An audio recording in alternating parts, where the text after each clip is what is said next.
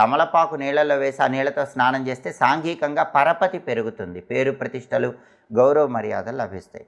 అలాగే జాతకంలో దోషాలు ఎక్కువగా ఉంటాయి, నవగ్రహ దోషాలు కానీ, కాలసర్ప దోషాలు కానీ, కుజదోషాలు కానీ, పితృదోషాలు కానీ, ఇలా జాతకంలో దోషాలు ఎక్కువ ఉంటే రోజు స్నానం చేసేటప్పుడు గరిక పోచలు నీళ్ళల్లో వేసుకొని గరిక పోచలు కలిపి నీళ్ళతో స్నానం చేస్తూ ఉండండి. మీ జాతకంలో ఉన్నటువంటి దోషాల తీవ్రత క్రమక్రమంగా తగ్గిపోతుంది.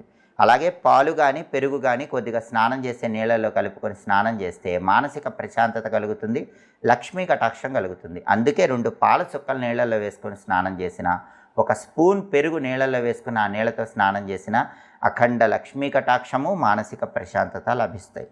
అలాగే గంధము లేదా చందనము స్నానం చేసే నీళ్ళల్లో కొద్దిగా కలుపుకొని ఆ నీళ్ళతో స్నానం చేస్తే కష్టమైన పనుల్లో కూడా విజయాలు తొందరగా అందిపుచ్చుకోవచ్చు. అలాగే ఇంట్లో నెగిటివ్ ఎనర్జీ ఎక్కువ ఉంటే